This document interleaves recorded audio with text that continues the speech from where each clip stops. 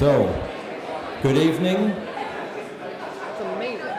Good evening, ladies and gentlemen. I'm Bob Hackett from the School of Communication at Simon Fraser University and an associate of the Institute for Humanities. And I want to welcome you to this conference on the state of extraction. It's appropriate to remind ourselves that we are on unceded Coast Salish territories, and some of their members held a wonderful welcoming ceremony for us earlier this afternoon. This evening, it's my pleasure to introduce our keynote speaker, journalist, activist, and writer Chris Hedges. He's written, as many of you know, he's very well known, I'm sure, in this part of the world. He writes and speaks extensively on war, religion, American culture, empire, and the conflict in the Middle East.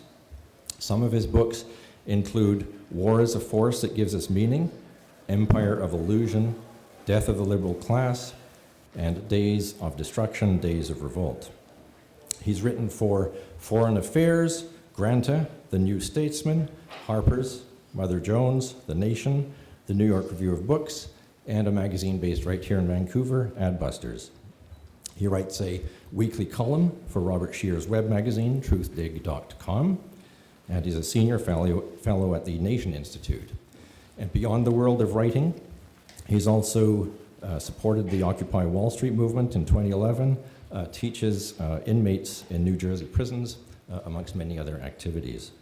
So without further ado, and because we are a little bit pressed for time, I'm just going to introduce, please welcome Chris Hedges. We will have time for questions afterwards.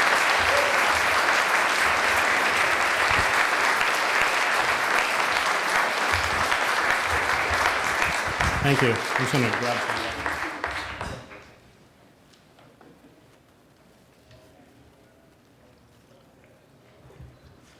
Well, it's a pleasure to be here, and there are a lot of people who are involved within speaking at this conference who have been on the front lines of one of the most important fights of our lives, and that's against the extraction fossil fuel industry. I'm often accused, probably not inappropriately, of being bleak, and people ask what gives me hope, and it's people like you who give me hope. So it's an honor to be here. I'm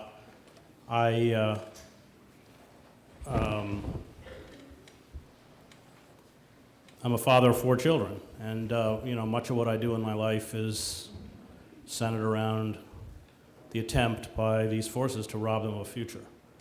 And this really has come down to the fight of our lives. And if we don't radically reconfigure our relationship to each other and to the planet, we are going to very soon have to begin to discuss the extinction of the human species itself.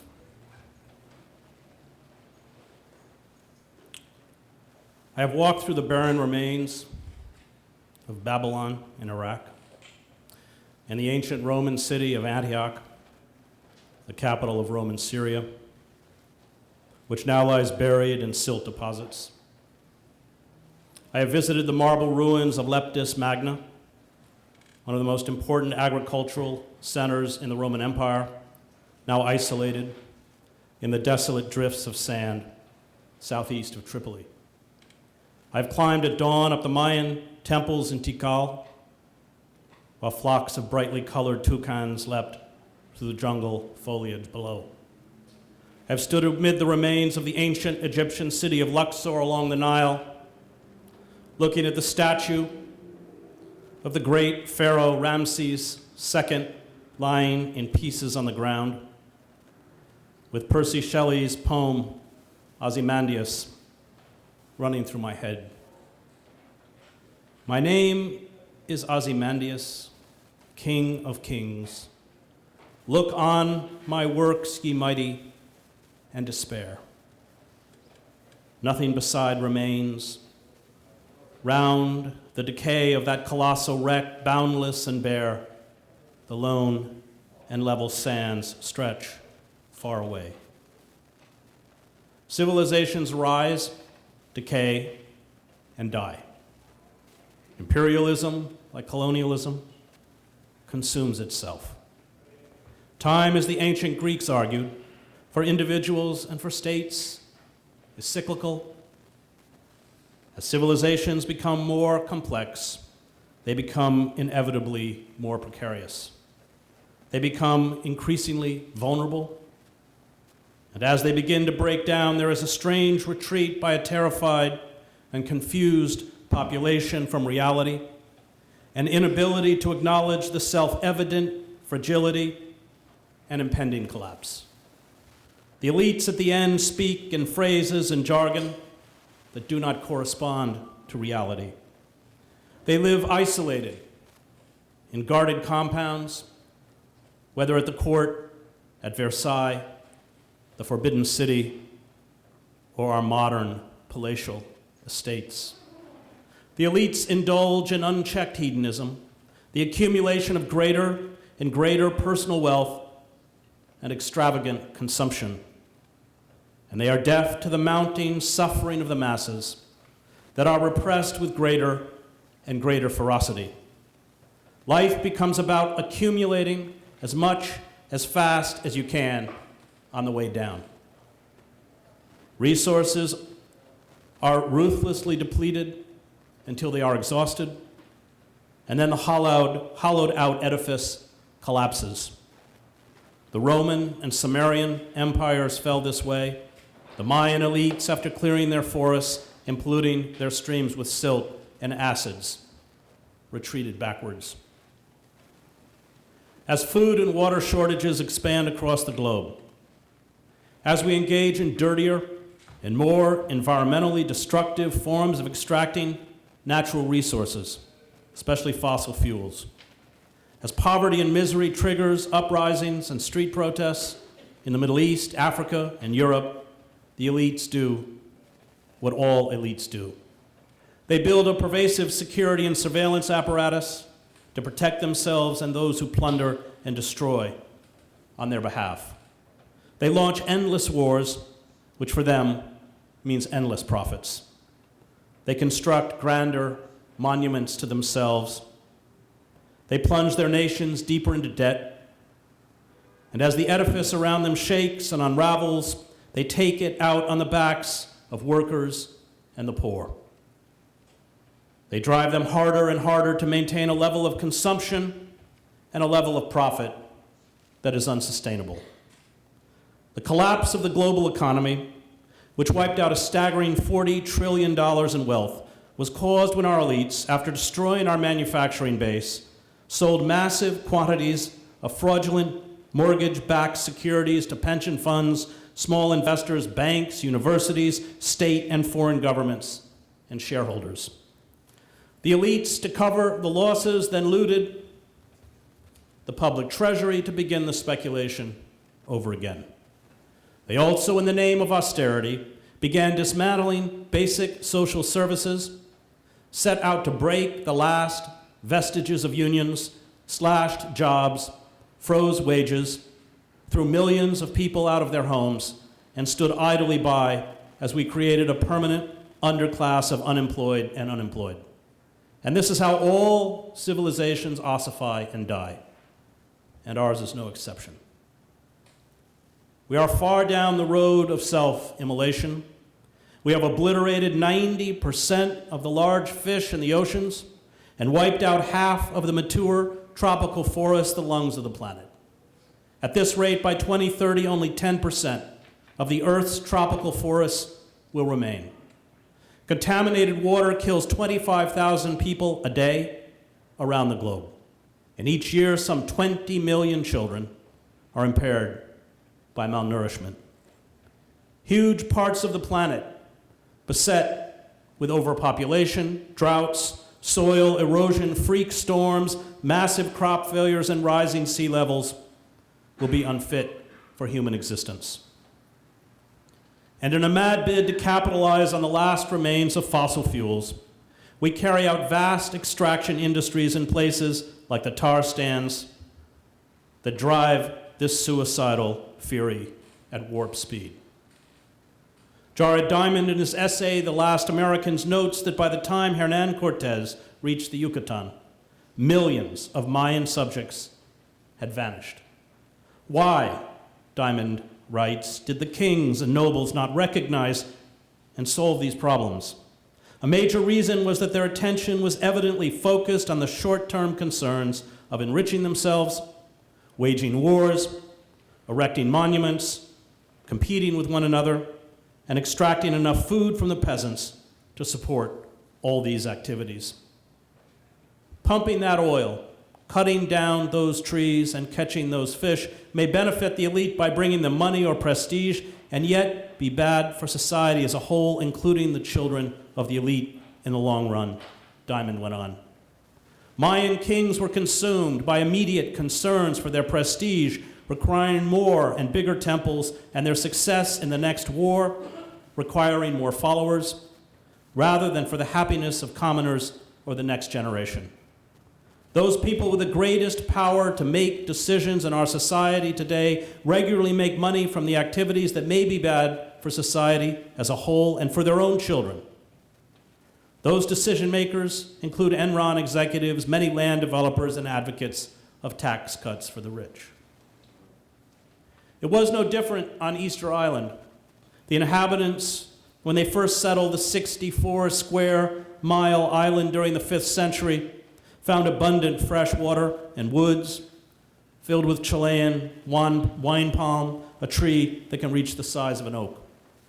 Seafood, including fish, seals, porpoises, and turtles, and nesting seabirds were plentiful. Easter Island society, which split into an elaborate caste system of nobles, priests, and commoners, had within 5 or 6 centuries swelled to some 10,000 people. The natural resources were devoured and began to disappear. Forest clearance for the growing of crops would have led to population increase, but also to soil erosion and decline of soil fertility. Paul Bahn and John Fenley write in Easter Island, Easter Earth. Progressively more land would have to be cleared. Trees and shrubs would also be cut down for canoe building, firewood, house construction, and for the timbers and ropes needed in the movement and erection of statues.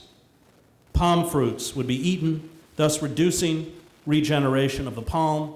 Rats, introduced for food, could have fed on the palm fruits, multiplied rapidly, and completely prevented palm regeneration.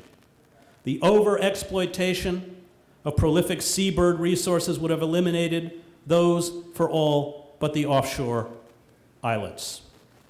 Rats could have helped in this process by eating eggs. The abundant food provided by fishing, seabirds, and rats would have encouraged rapid initial human population growth. Unrestrained human population increase would later put pressure on availability of land, leading to disputes and eventually warfare. Non-availability of timber and rope would make it pointless to carve further statues. A disillusionment with the efficacy of the statue religion in providing the wants of the people could lead to the abandonment of this cult. Inadequate canoes would restrict fishing to the inshore waters, leading to the further decline in protein supplies.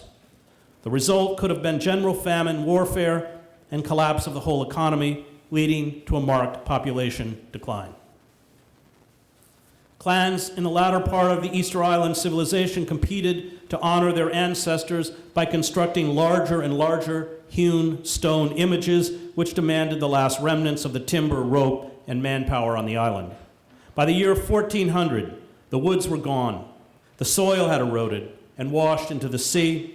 The islanders began to fight over old timbers and were reduced to eating their dogs and what remained of the nesting birds.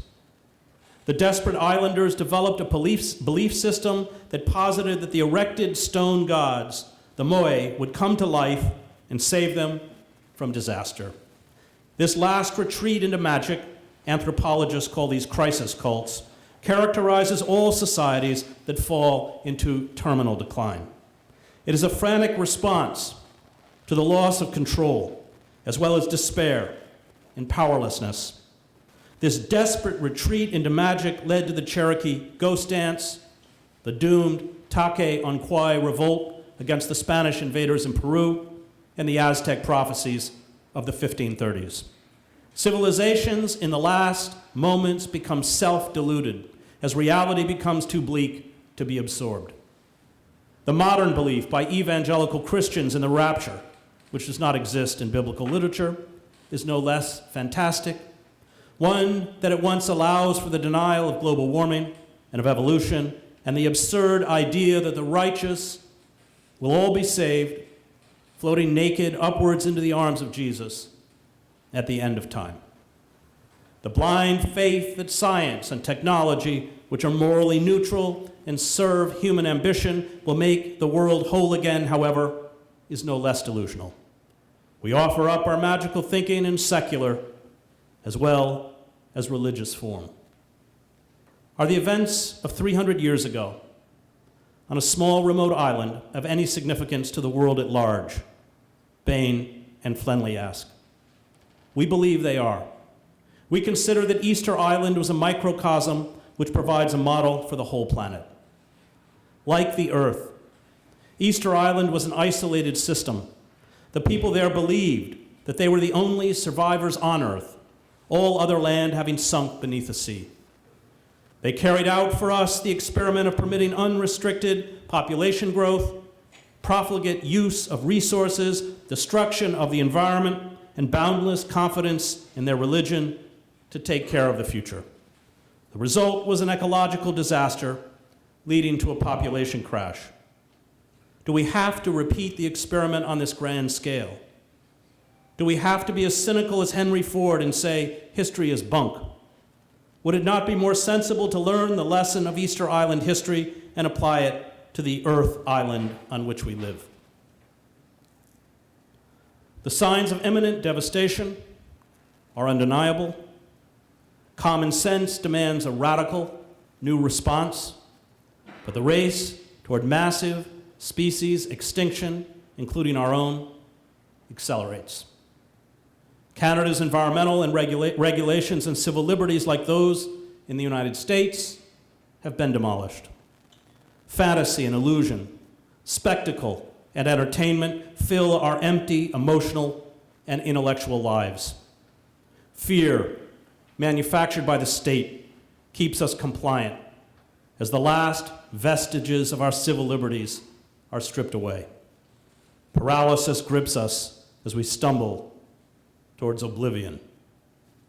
As Sigmund Freud grasped and beyond the pleasure principle and civilization and its discontents, human societies are as intoxicated and blinded by their own headlong rush toward death and destruction as they are by the search for erotic fulfillment. The global economy is built on the erroneous belief that the marketplace, human greed, should dictate human behavior and how we organize societies. It posits that economies can eternally expand. It assures us that the ecosystem can continue to be battered by massive carbon emissions without major consequences. It promises that there will always be plentiful and cheap oil. And its systems of propaganda and education, where universities churn out technically proficient systems managers trained only in how to maintain and perpetuate global capitalism, reflect back to us these absurdities. The inability to confront simple truths about human nature and the natural world, the failure to question predatory economics, leaves us unable to articulate new social, economic, and political paradigms.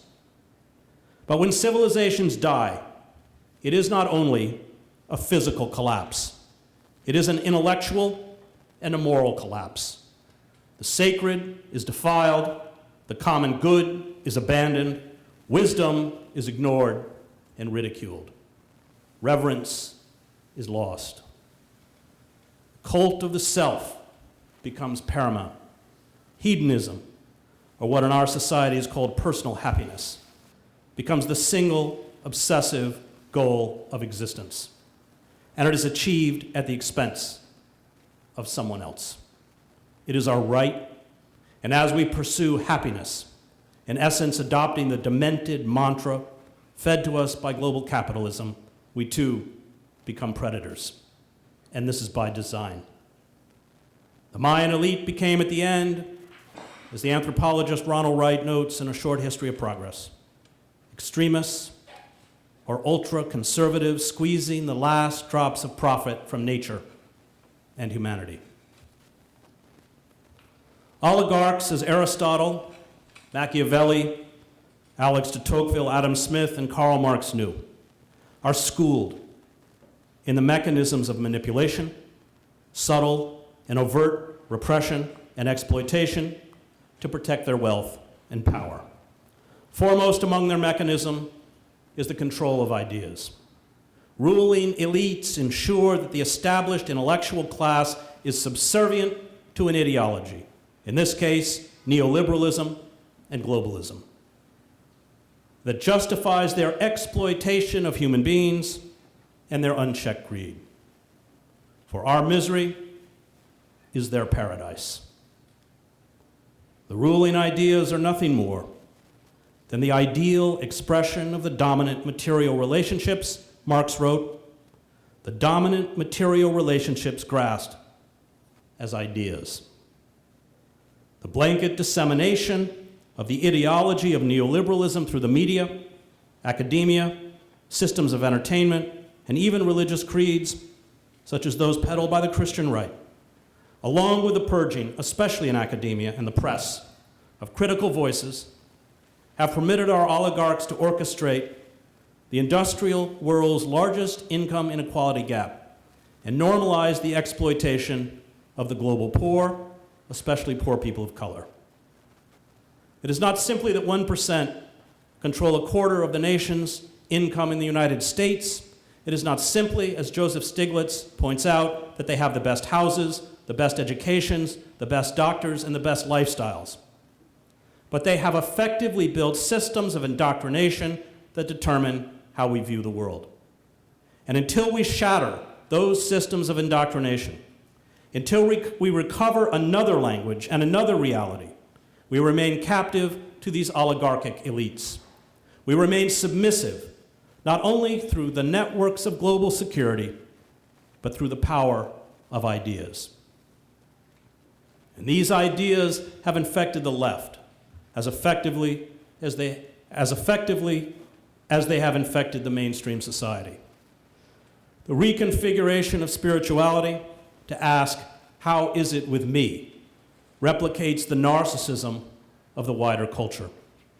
The misuse of identity politics as a form of anti-politics, as if electing a woman president who wages endless war and sends out fleets of militarized drones, who is in the pocket of Wall Street and the fossil fuel industry, and who has no intention of reversing the eradication of our civil liberties, is somehow an improvement over a black president who did the same thing. This is not to deny the pervasive racism and sexism that subjugates people of color and women, but to recognize that identity politics has been cynically manipulated by the power elites to refuse to actually redistribute power to the oppressed, and in particular, poor people of color, and perhaps especially women. The shining example of the sickness of a predatory society revolves around the issue that caused some controversy around my talk: the global trade in prostituted girls and women, and the explosion of pornography that attempts to eroticize the domination, torture, and physical abuse of girls and women. Civilizations in decline, from Caligula's Rome to the decadence at the end of the Ottoman and the Austro-Hungarian empires, always become hypersexualized and depraved. The primacy of personal pleasure, obtained at the expense of others, especially the weak, is the defining characteristic of a civilization in its death throes. I spent 2 decades as a reporter covering conflicts, many of them centering around the domination of natural resources in Latin America, the Middle East, Africa, and the Balkans. The only group wars produce in greater numbers than prostituted girls and women are killers, refugees, and corpses. I was with Marine Corps units that were soon to be shipped to the Philippines, where they would pick up prostituted Filipino women in the bars they referred to as LBFMs, little brown fucking machines, a phrase first coined by the US occupation troops that arrived in 1898 in the Philippines. Sexual violence directed at Asian women by white men. And any Asian woman in this room can tell you how unrelenting and commonplace such violence and sexual racism is a direct result of Western imperialism, just as sexual violence against Aboriginal women is a direct result of white colonialism. And the same behavior is found on the outskirts of the massive extraction industries that often spawn the wars I covered in places like the Congo. This sexualized racism, however, is hardly limited to wars or extraction sites.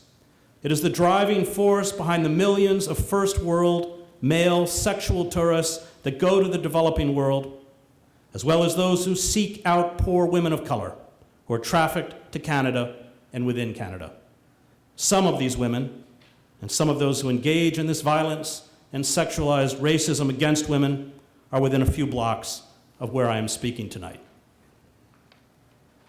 Edward Said defined sexual exploitation as a fundamental feature of Orientalism, which he said was a Western style for dominating, restructuring, and having authority over the Orient. Orientalism, Said wrote, views itself and its subject matter with sexist blinders. The local women are usually the creatures of a male power fantasy. They express unlimited sensuality. They are more or less stupid, and above all, they are willing. Moreover, he went on, when women's sexuality is surrendered, the nation is more or less conquered. The sexual conquest of indigenous women, Said points out, correlates with the conquest of the land itself. Extraction industries like wars empower a predominantly male, predatory population that is engaged in horrific destruction and violence. Wars and extraction industries are designed to extinguish all systems that give life: familial, social, cultural, economic, political, and environmental. And they require the obliteration of community and the common good. How else could you get, as is now happening, dragline operators in southern West Virginia to rip the tops off the Appalachian Mountains to get at coal seams, as they turn the land they grew up in, and often their ancestors grew up in, into a fetid, toxic wasteland where the air, soil, and water will be poisoned for generations. These vast predatory enterprises hold up the possibility of personal wealth, personal advancement, and personal power at the expense of everyone and everything around you. They create a huge, permanent divide between the exploiters and the exploited, one that is rarely crossed. And the more vulnerable you are, the more the jackals appear around you to prey on your afflictions. Those who suffer most are children, women, and the elderly.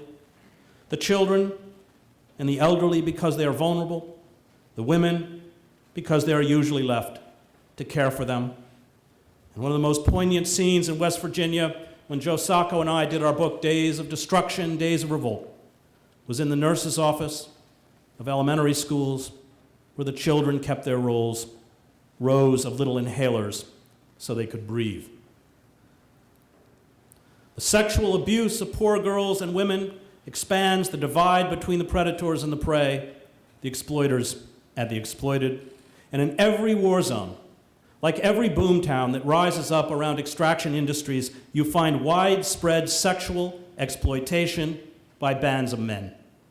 And this is happening at this moment in the boomtowns rising up around the fracking industry in North Dakota.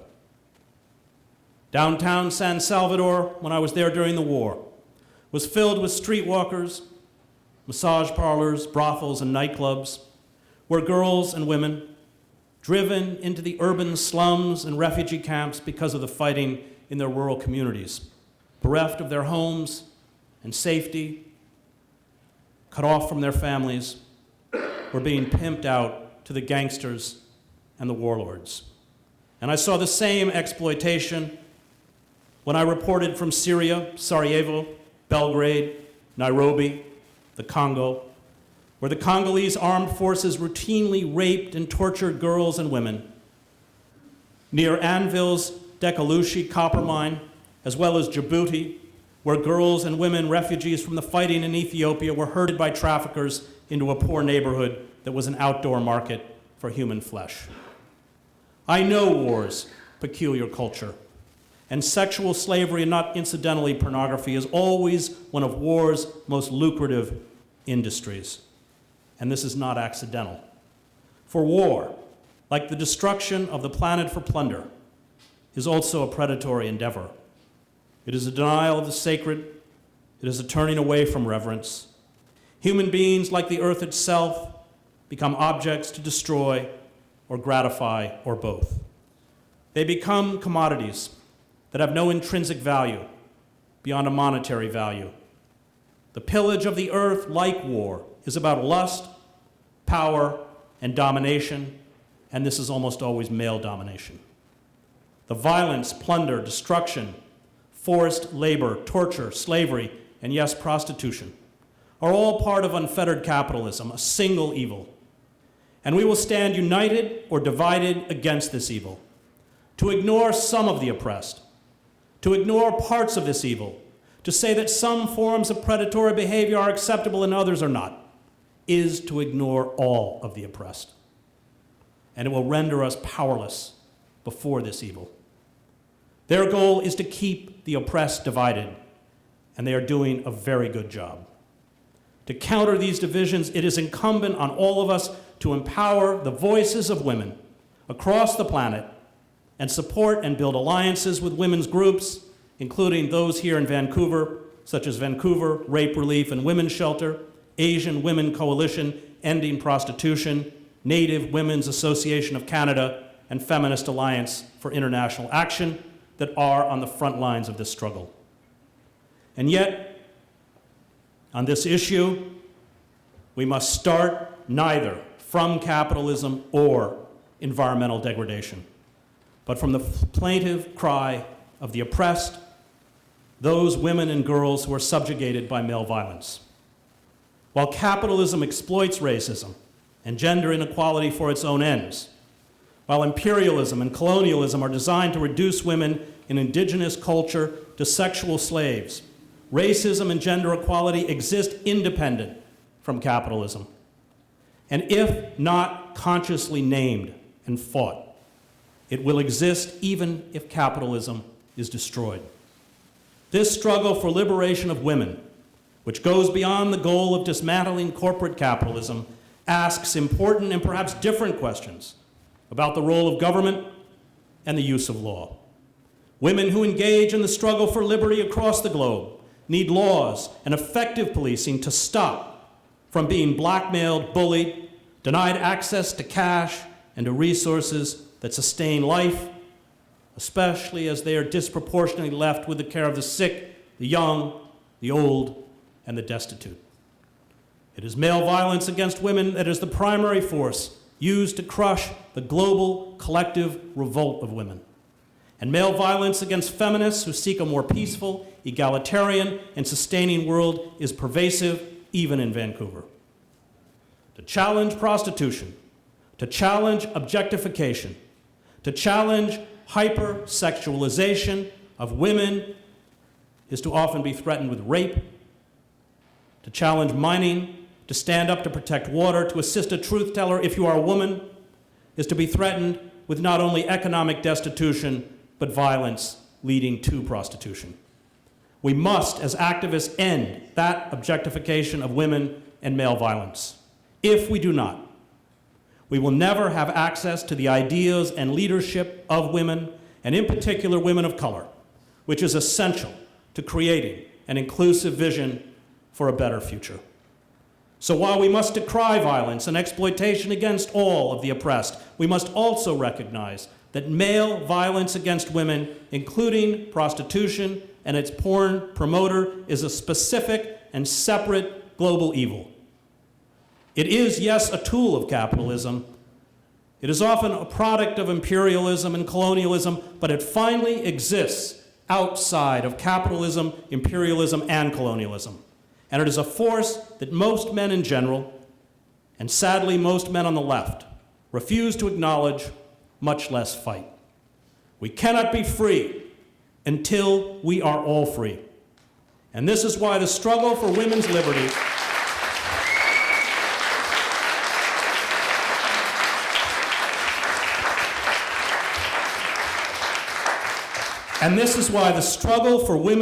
is absolutely crucial to our movement. Without that freedom, we cripple ourselves. If you want to understand what it is like to be prostituted, you can read the passage in my book, War is a Force That Gives Us Meaning, where I interview Muslim girls and women who are forced into Serbian brothels and rape camps, usually after their fathers, husbands, and brothers were executed. Or you can read a column I wrote called Recalled to Life, where I conducted a lengthy interview with one of the women being prostituted on the streets of Camden, New Jersey, the poorest city in the United States, where I spent many weeks with the cartoonist Joe Sacco for our book, Days of Destruction, Days of Revolt. They'd suck your dick for a hit of crack, Christine Pagano says in the article, adding the men refused to wear condoms. Camden was like nothing I had ever seen before. The poverty is so bad, people rob you for $5, literally for $5. They would pull a gun on you for no money. I would get out of cars, I would walk 5 feet up the road and get held up, and they would take all my money. The first time it happened to me, I cried an hour. You degrade yourself, you get out of the car, and some guy pulls a gun on you. I gave up on everything at that point. I wanted to die, she says. I didn't care anymore. All the guilt and the shame, and leaving my son, not talking to my son, not talking to my family.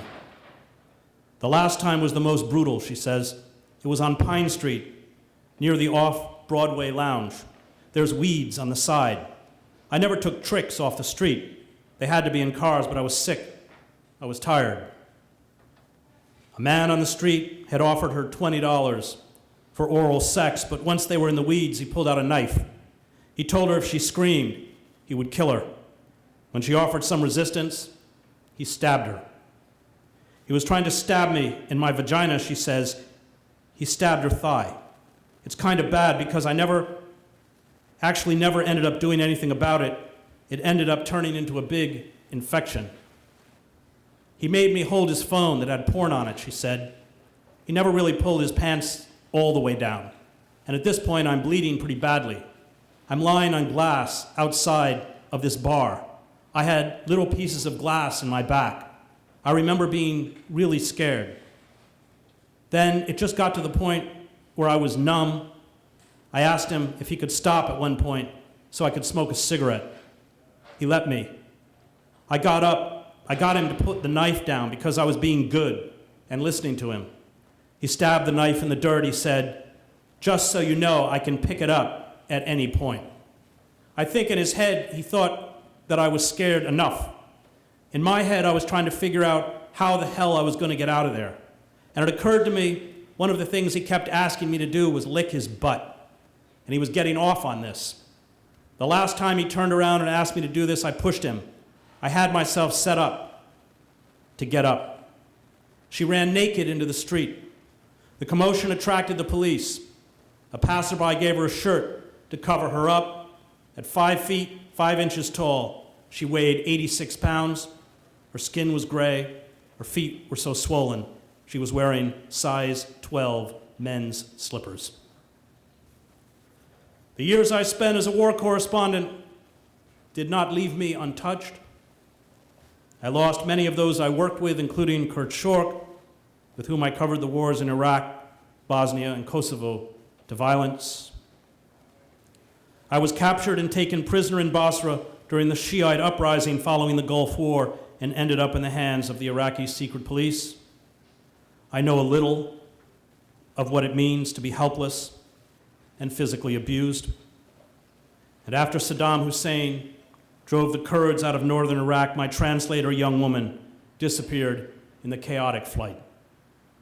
It took me weeks to find her. And when I did, she was being pimped out, numb with trauma.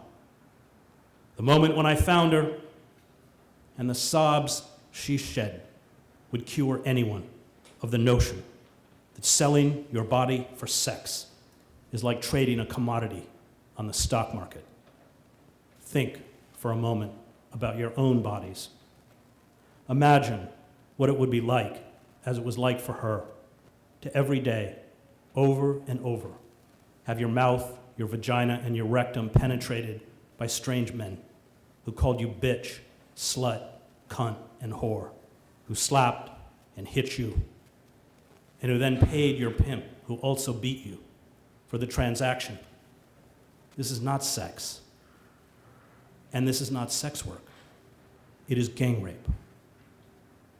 Some of the organizers of this conference sent a note before I arrived commenting on my condemnation of prostitution in my column, The Whoredom of the Left, saying that prostitution was, quote, complex and multifaceted.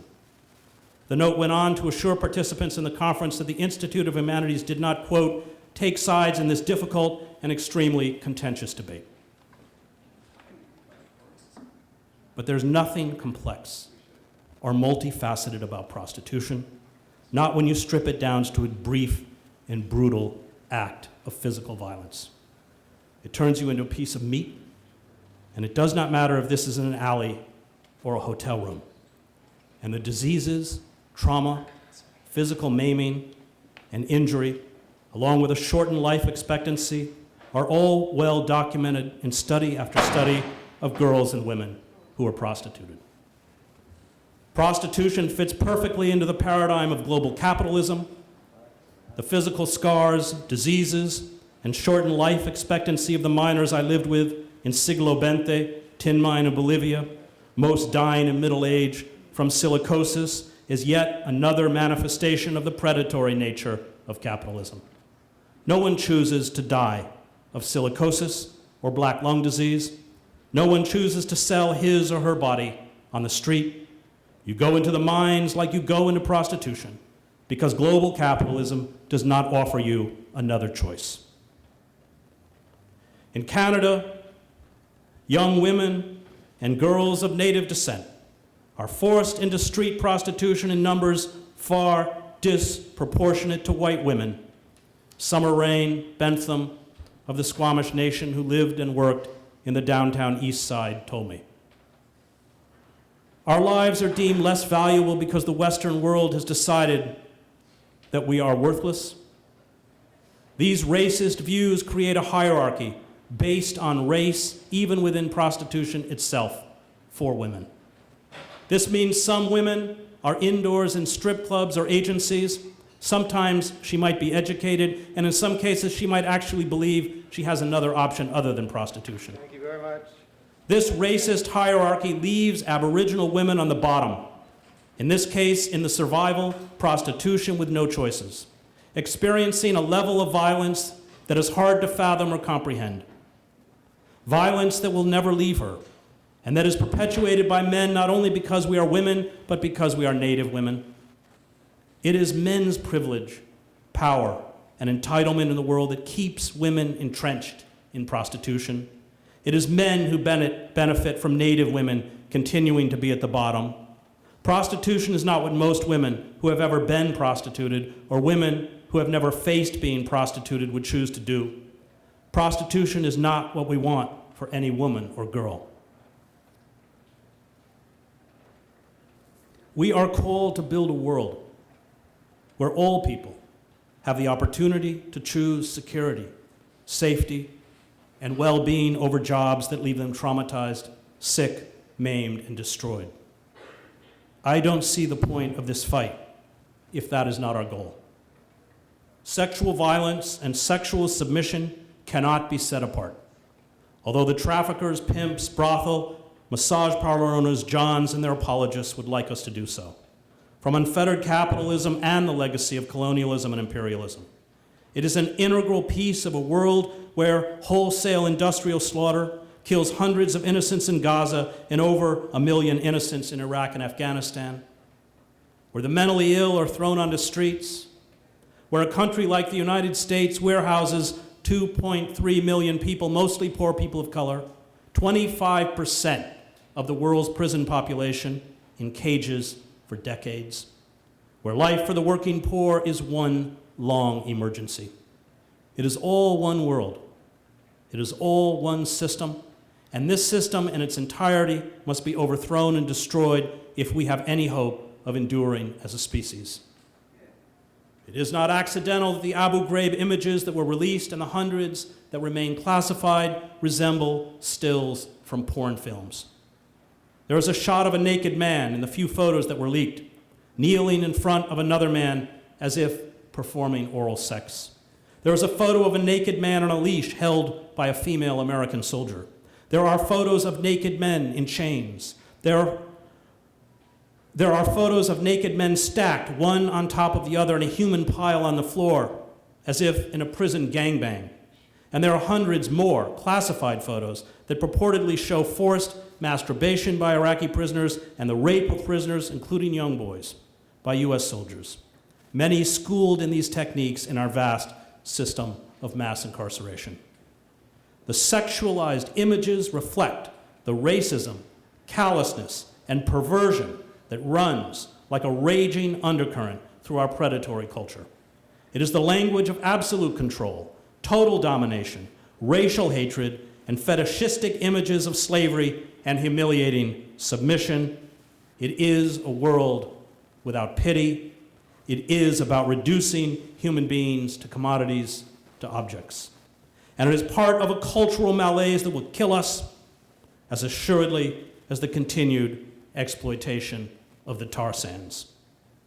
The object of our corporate culture, neoliberal ideology, imperialism, and colonialism is to strip people of their human attributes.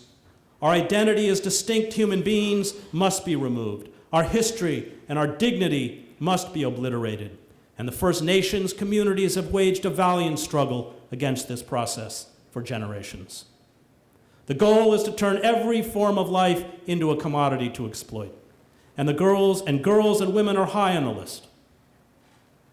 In my book, Empire of Illusion, I devote a chapter, the longest chapter in the book, to pornography, which is in essence filmed prostitution. In porn, a woman is not a person but a toy, a pleasure doll. She exists to gratify what any male determines gives him pleasure. She has no other purpose. Her real name vanishes. She adopts a cheap and vulgar stage name. She becomes a slave. She is filmed being degraded and physically abused. She is filmed being tortured, and the majority of those tortured in pornography are Asian women. This film is sold to customers. The customers are aroused by the illusion that they too can dominate and abuse women. Absolute power over another, as I saw repeatedly in the wars I covered, almost always expresses itself through sexual sadism. And this is why rape, porn, and prostitution of women by men is so prevalent in war, just as it is in mining camps, oil fields, the tar sands, and other extraction industries. Colonialism along with imperialism, or capitalism along with imperialism and colonialism, its natural extension, is perpetuated by racist stereotypes. Some of you may have seen the film American Sniper, and you should watch the parody Canadian Sniper on YouTube if you haven't seen it, where Iraqis are turned into one-dimensional, evil human bomb portals that deserve to be gunned down by the hero in the film, even if they are women and children. Those who set out to destroy another people in their land, whether in Iraq or the territories of the First Nations, must dehumanize who live on, nurture, and love that land. This dehumanization is used to justify domination. Imperialism, like colonialism, depends on racial stereotypes, including sexualized racism and the forced prostitution of women of color, to annihilate the culture, dignity, and finally resistance of indigenous populations. And this has been as true in Canada as it has been in Africa, Asia, Latin America, and the Middle East. Indigenous traditions and values are portrayed as primitive and worthless. The oppressed are turned into subhumans, people whose lives do not really matter, who stand in the way of the glories of Western civilization and progress, people who deserve to be eradicated. And you can see this racism on display in porn. Black men are primitive animals, brawny and illiterate studs with vast sexual prowess. Black women are filled with raw, animalistic lust. Latin women are hot and racy. Asian women are meek, sexually submissive geishas. Porn, as Gail Dines writes, is the new minstrel show. It speaks in the racist cant that is the staple of the dominant white culture, and particularly male culture.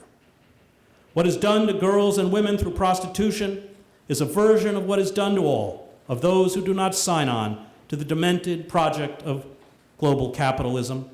And if we have any chance of fighting back, we will have to stand for all the oppressed, all those who have become prey. To fail to do this will be to commit moral and finally political suicide. To turn our backs on some of the oppressed is to fracture our power. It is to obliterate our moral authority. It is to fail to see that the entire system of predatory exploitation seeks to swallow and devour us all. To be a radical is to stand with all who are turned into objects, and especially girls and women who the global economy and much of the left has abandoned. Andrea Dworkin got it.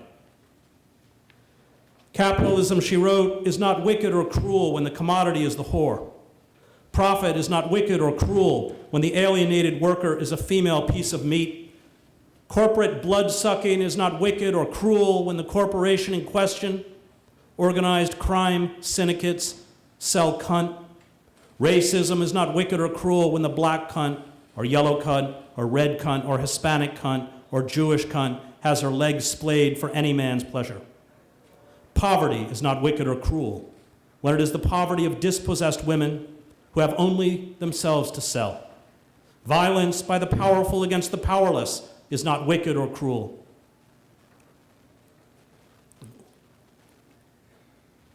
When it is called sex. Slavery is not wicked or cruel when it is sexual slavery. Torture is not wicked or cruel when the tormented are women, whores, cunts. The new pornography is left-wing, and the new pornography is a vast graveyard where the left has gone to die. The left cannot have its whores and its politics too. The Europeans and Euro-Americans who conquered, exploited, and murdered indigenous communities were not only making war on a people and the earth, but on a competing ethic. The traditions of the First Nations and the pre-modern indigenous societies, the communal structures of these societies had to be destroyed for colonists and global capitalists to be implanted the negative ethic of capitalism. In indigenous societies, hoarding at the expense of others was despised. In these societies, all ate or none ate. Those who were respected were those who shared what they had with the less fortunate and who spoke in the language of the sacred. These older indigenous cultures held fast to the concept of reverence. It is the capacity to honor the sacred, including the sacredness of all life, and here I speak as a vegan and include animals, which capitalism, colonialism, and imperialism seeks to eradicate. We need to listen to women, and especially indigenous women, as we seek to recover this older ethic. They treat Mother Earth like they treat women, Lisa Bruner, the program specialist for the National Indigenous Women's Resource Center, said. They think they can own us, buy us, sell us, trade us, rent us, poison us, rape us, destroy us, use us as entertainment, and kill us. I'm happy to see that we are talking about the level of violence that is occurring against Mother Earth because it equates to us, women. What happens to her happens to us. We are the creators of life. We carry that water that creates life just as Mother Earth carries the water that maintains our life. So I'm happy to see our men standing here, but remind you that when you stand for one, you must stand for the other. The earth is littered with the physical remains of past empires and civilizations, ruins that cry out to us about human folly and hubris. We seem condemned as a species to drive ourselves into extinction, although this moment appears to be the denouement to the whole sad show of settled, civilized life that began some 5,000 years ago. There is nothing left on the planet to seize. We are spending down the last remnants of our natural capital, including our forests, fossil fuel, air, and water. This time collapse will be global. There are no new lands left to pillage, no new peoples to exploit. Technology, which has obliterated the constraints of time and space, has turned our global village into a global death trap. The fate of Easter Island will be writ large across the vast expanse of planet Earth. The ethic peddled by capitalist and imperialist elites, the cult of the self, the banishing of empathy, the belief that violence can be used to make the world conform, requires the destruction of the communal and the destruction of the sacred. This ethic, if not broken, will mean the end of not only human society, but finally the human species. The elites who orchestrate this pillage, like the elites who pillaged other parts of the globe in the past, probably believe they can outrun their own destructiveness. They think that their wealth, privilege, and gated communities will save them. Or maybe they do not think about the future at all.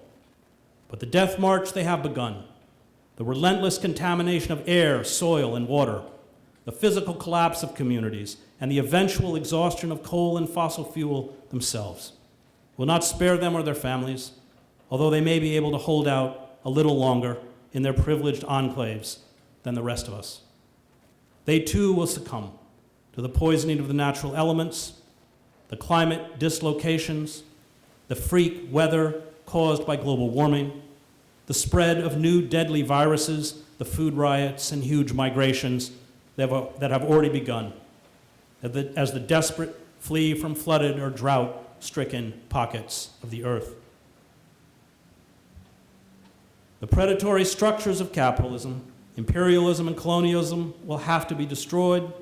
The earth and those forms of life that inhabit the earth will have to once again be revered and protected. This means including a very different vision of human society. It means rebuilding a world where domination and ceaseless exploitation is a sin, and empathy, especially for the weak and the vulnerable, including the planet itself, that has long given us life, is held up as the highest virtue. It means recovering the capacity for awe, for reverence, for the sources of life. Once we stand up for this ethic, once we include all people, including girls and women as an integral part of this ethic, we can build a resistance movement that can challenge the corporate forces that, if left in power, will extinguish us all. Thank you.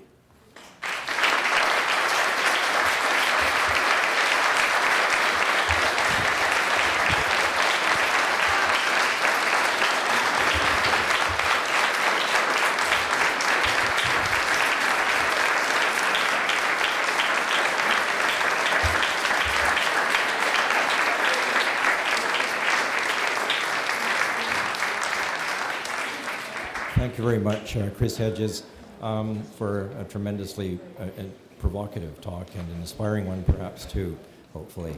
So we do have about 20 minutes left for questions if there are people who would like to pose questions. We have a microphone in the center aisle there. I think given Chris Hedges' suggestion that we ought to listen especially to the voices of women and Indigenous women, I wonder if there's any Indigenous women who'd like to lead off the questioning, or any, if not, if you just line up there. If there's somebody who physically can't get to the microphone, just put up your hand. I think we have a mobile mic here. Okay, so if you could please just keep your question or comment, concise and relevant to the topic, that would be much appreciated. Thank you.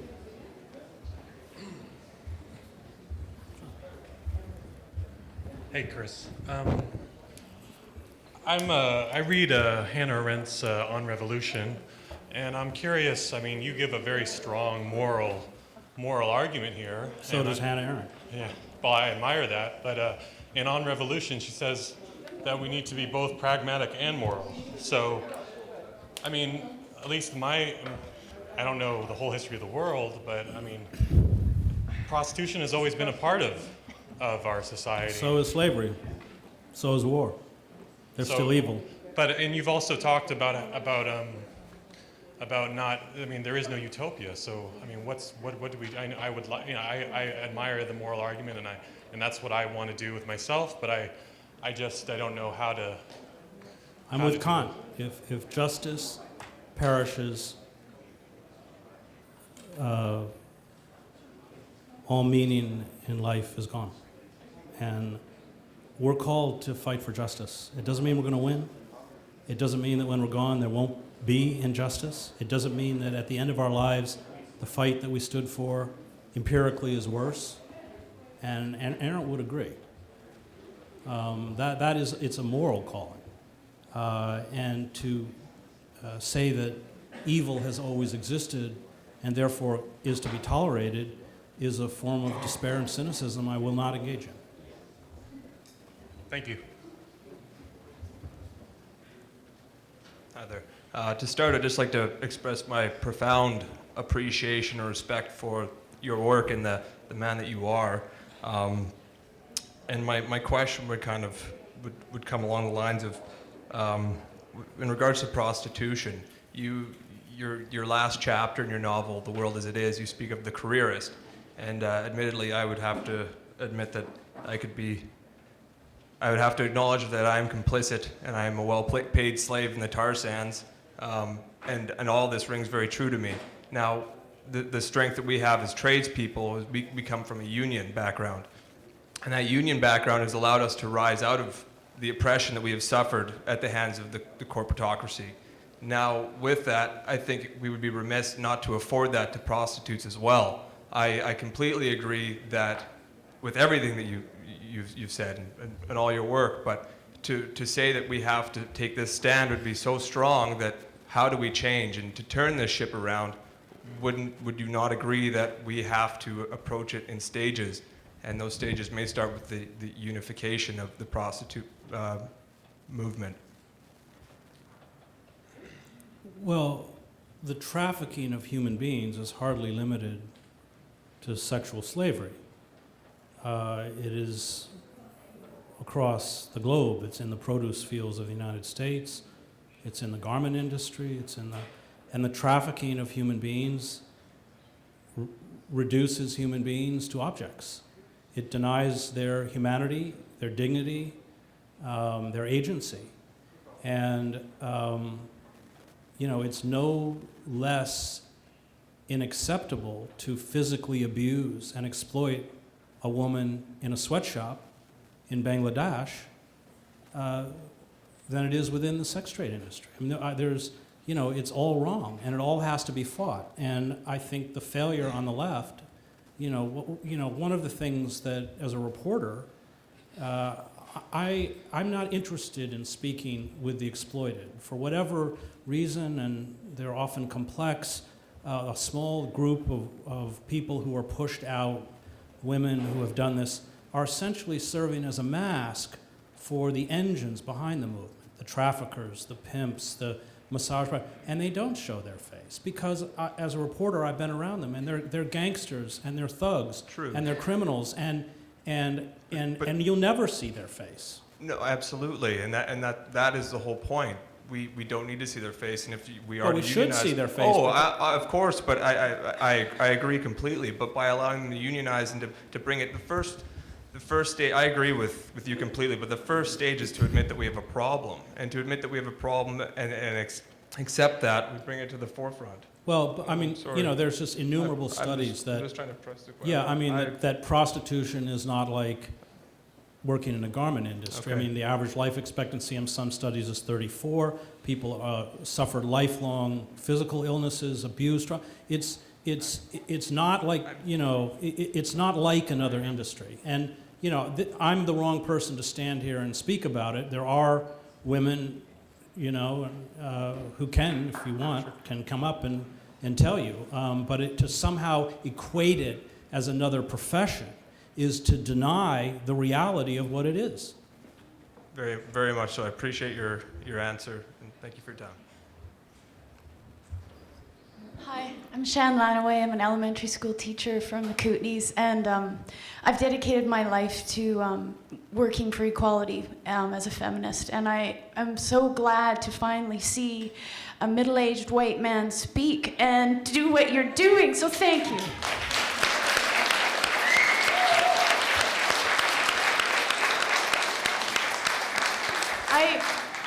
I really thought with Jack Layton and having a really strong role model in Canada that the White Ribbon Campaign, as I was an idealist younger feminist, thought that men would just jump at the opportunity to get involved in the White Ribbon Campaign. And I just wanted to ask you, like, with universities and the amount of rape culture that exists at UBC, I was at UBC today thinking that all these women walking safely throughout this, provincial academic institute are happy and excited and safe until the sun goes down. Yeah. There was a brutal rape in Strathcona, I don't know if you heard about it last night, in an apartment my sister and her girlfriend used to live in. A woman had her door open and a man came in, tied her down, raped her brutally, and if it wasn't for the community in that neighborhood, she could be probably dead.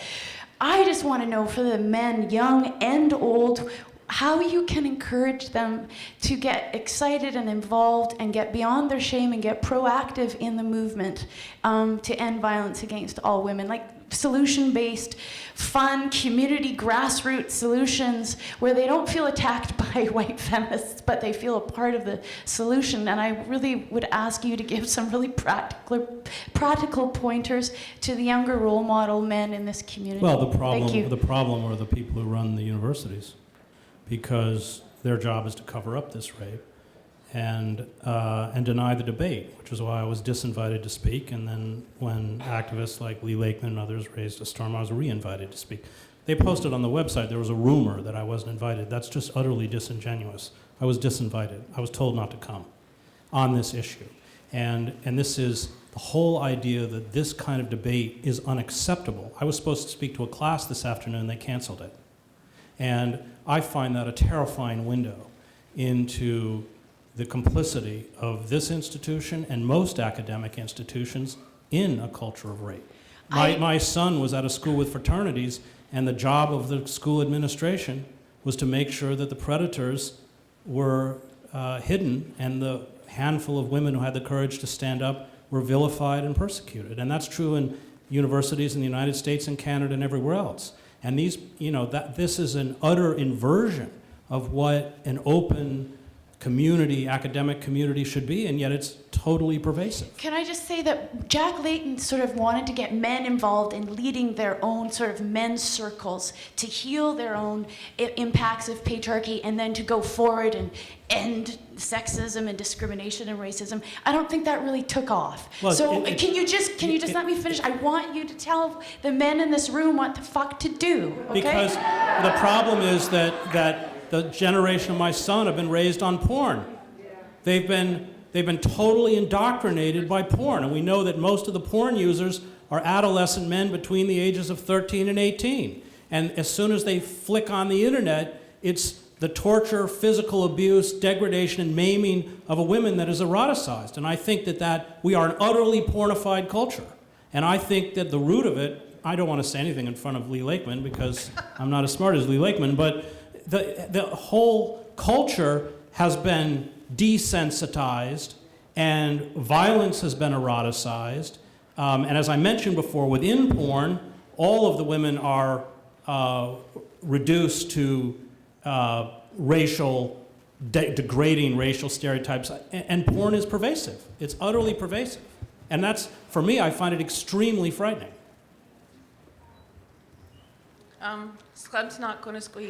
I use my traditional name because we are on my traditional land, and as an Aboriginal woman who's grown up here in East Vancouver in the downtown East Side, my family's been in what is called the downtown East Side since the downtown East Side has existed. I have cousins and family members who have been prostitutes and drug addicts out on the street. I have family who have lived on the street. I have stood in showers with my family members when they came home from being raped and wouldn't go to the police because they knew that they wouldn't be protected. To mention of the brutal attack in Strathcona, it is beside my dad's house where it happened. One of the men who caught the rapist is my ex of 12 years who violently attacked and continues to harass me. The police tell me that it's my fault because I go there every day because my dad and my dog are there. The police tell me, as they did at the Shutdown Canada event where a police shoved my own drum into my face and 2 cops backed him up to tell me that I deserved it. Now we're in a situation where somebody who did a heroic deed is being heralded as a hero when the same people who are heralding him as a hero completely deny and villainize me for what he did to me. And this is beyond complex. I have been hunted and preyed upon. I have been stalked. I have been held hostage. I have been called a princess. I have been offered $2. I've been offered $2,000 for a little bit of my time and for me to do something. A lot of what you say is the truth. But even more the truth is that the women in this room, whether you look like me or not, whether you're First Nations or not, you are the face of this truth.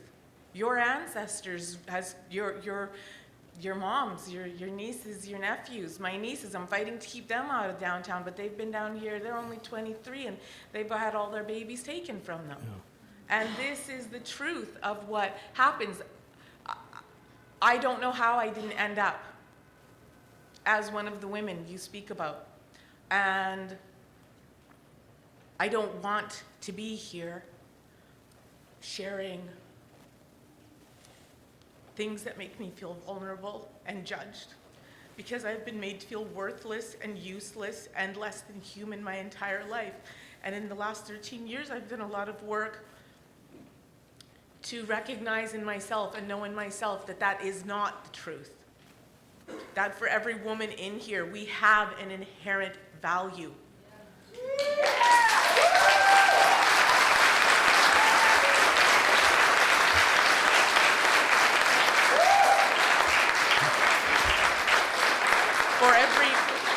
For every man in here who has never said an unkind word, who has never raised his hand to a woman, who has never intimidated a woman, who has never harassed a woman, I raise my hands to you, because this society does not encourage that. That's right.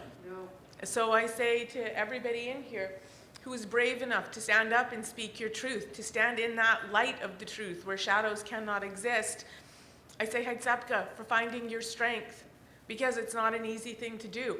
You being here today, I don't know if it was an easy thing for you to do. I don't know how I truly feel about what you wrote, but what I do appreciate is that the real issues are being dragged out into the light for us to have these necessary conversations. Thank you.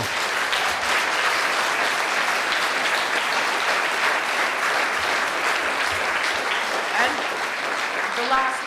the last thing I want to leave you all with is there is a way out of this. It is all inextricably connected to me. This is where we kind of differ in opinions, which I like to do. I like to see things from a different perspective. I don't mind healthy debate.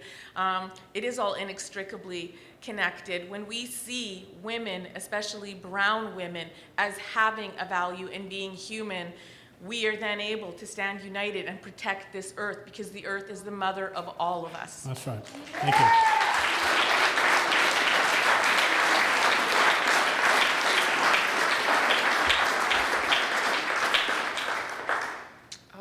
I want to say 2 things. I want to answer the young man who was asking about unions. The plain fact is, if organizing prostitutes into unions would work to protect prostitutes or even their economic rights, every feminist in the world would be signing up to support that union. It's that it doesn't work. That's why we're not doing it. So that's the first thing I want to say. And to answer the man who was asking, the woman who was asking the teacher, what can men do? There isn't a man in this room who can't write a check. That's the first thing to do. I'm very serious. There are women's groups across the country that are trying to deal with violence against women who are cut off from any source of funds, and it's almost impossible to work. The Asian Women's Coalition has no money coming from any public source. They need for you to be writing them checks. Otherwise, how can they do this international work? Rape Relief and Women's Shelter begs every day. You see us on the streets. You know we beg for money. It's not fun to beg for money, but we'll do it because it proves that there's community support for the work that we do.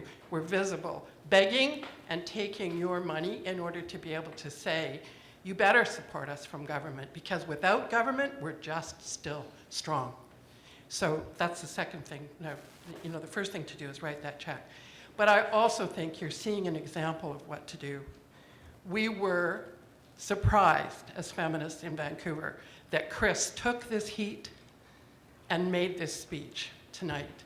And I am profoundly grateful for that, because I can't speak from that position of power, and he can. And most of you will sometime in your lives. Please speak this kind of truth.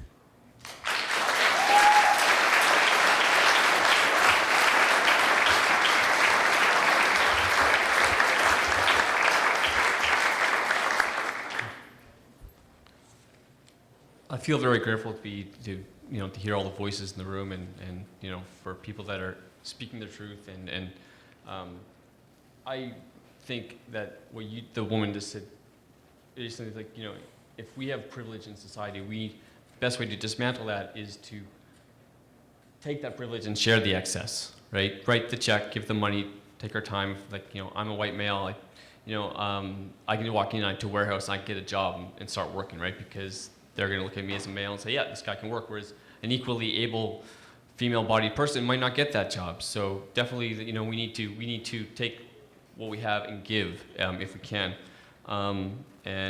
Chris, one of the things that you said in the speech is we need to listen to the voices of Indigenous women. We need to listen to women. We need to listen to the downtown east side.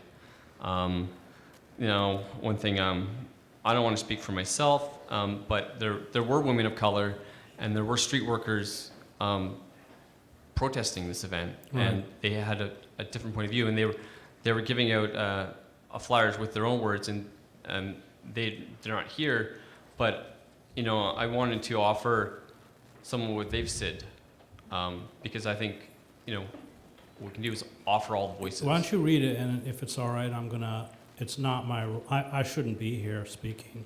There are people who have dedicated their lives to this fight, Lee and Alice and others, and I find it kind of ridiculous that and they live in Vancouver. It's a lot less expensive to get them to come up here than it is to get me to come. And they know a lot more. But why don't you read it? But I'm going to ask, where's Summer Rain? Would you respond to this? Well, why don't you come up? Read it. And I actually don't want to read the whole thing. I want to read the end. Whole thing. There's a statement. I'm going to let her I just want to respond share it and put it out, and I'm not, asking for a direct response. Or it was a voice, and I think we should consider it. Okay. So this is Indigenous sex workers and their allies have said very clearly that criminalization of sex work only tightens the grip that the state has in their lives. The same state that has ignored the atrocity of 1,200 missing and murdered women and girls, as stated on the Indigenous Sex Sovereignty Collective website. And here's the quote: in anti-violence organizing, we have observed that state-led responses, new laws, increased policing, and social services are frequently seen as the best or the only way to create change. We instead call for solutions that address personal violence, such as targeted murders and disappearances, as well as systemic and legal violence, such as that perpetrated through the actions of police, social workers, and judiciary in maintaining colonial new power relations. We call for solutions that move away from protectionist or rescue-oriented policies and practices adopted by colonial governments. Okay, well, I'm going to let Summer Rain come up, and she's going to answer this. I do think while Summer Rain's getting ready, there is a serious debate which we're all having about how much we can use law and criminal law in the situation of violence against women. That's a serious question. But I do remember, since I've been doing anti-violence work since 1973, that this very same debate was raised about whether or not it was okay to use criminal law against wife assault and against rape. And we are back having this debate again as to whether or not it's acceptable for women to call the police, expect a decent prosecution, and expect fair trials in the issue of violence against women.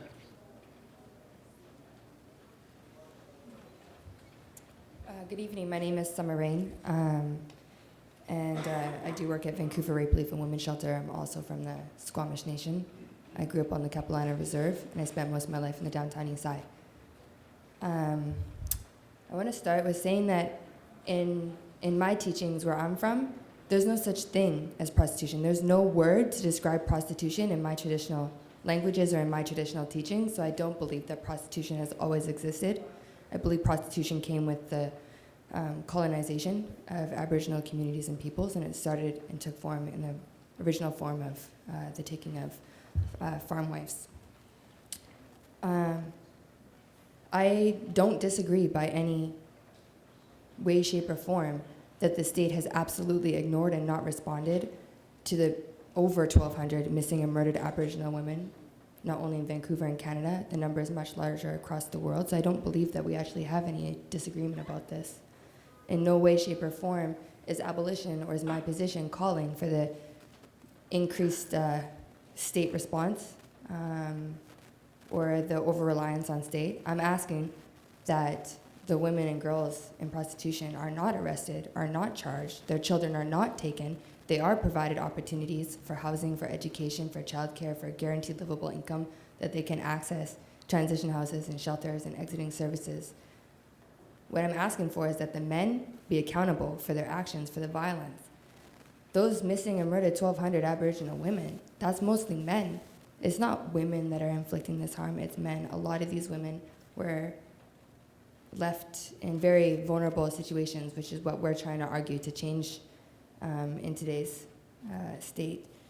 What we're asking for is for the men, the pimps, the johns, the traffickers, the procurers, those are the ones we're asking to be arrested, and that's what the laws say right now. So I'm not asking for anything more than that. It's really the best response I have, I think, in order to this in particular question about the overrepresentation of the state.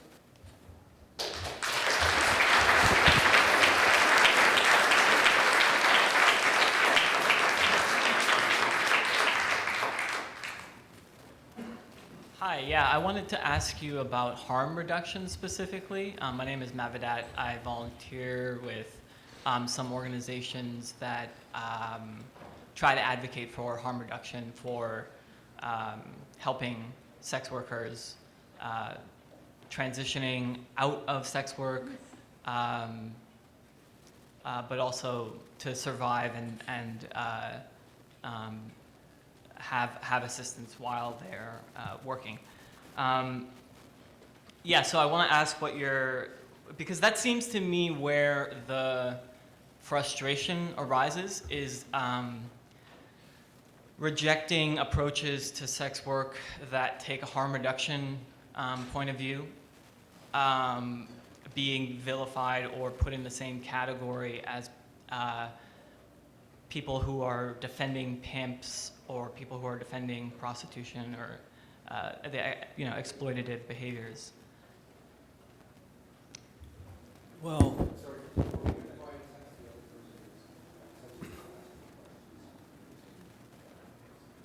I wanted to say also just I've personally decided to stop consuming porn just in the last week or so. And it's not for merely moral reasons, but the effect on my own psychology I feel is bad. There's a Reddit forum actually that's called Fapstronauts, and it's all about men who have dedicated themselves to stopping consumption of porn. And so there's a funny pun there. And then also there was something else. There was a video by Russell Brand recently that was talking about giving up porn. right, somebody called Russell Brand Chris Hedges with jokes, I saw. Okay, Is that you? let me just answer that question quickly. Is that you? Can I just answer his question first, please? Why is that? Because he asked a question. But you were asked to field two questions at once rather than... Oh, you want to do them both at the same time? All right. That's what he asked. I'm sorry.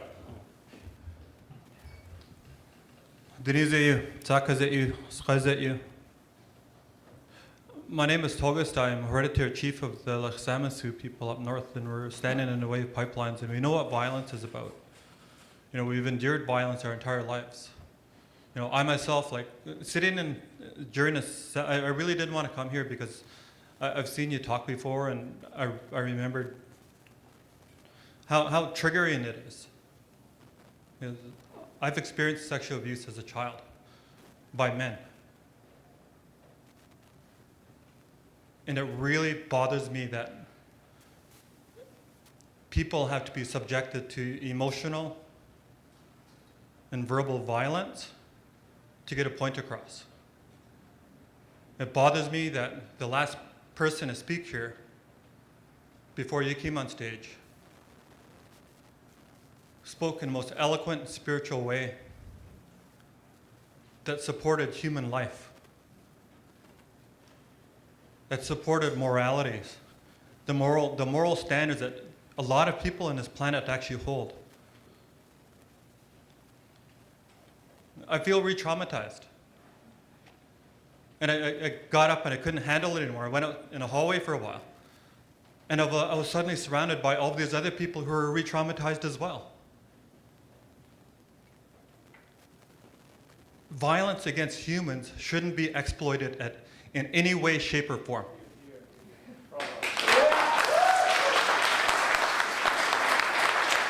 I'm asking the organizers, I'm not going to ask any questions because I got to go and do some ceremony and prayers after I'm done here.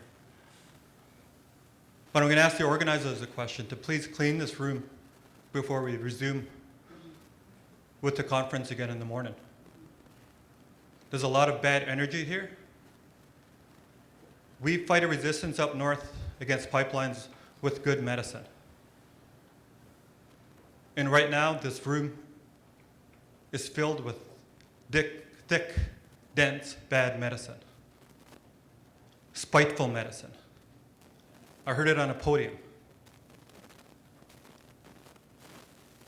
And we can't move forward with that. As respectful human beings who understand what our origins are and what our futures may look like, we can't look at it from a pessimistic perspective. We have to be brave and strong and walk forward with optimism and positivity. And that's not what I'm feeling right now. Now it's a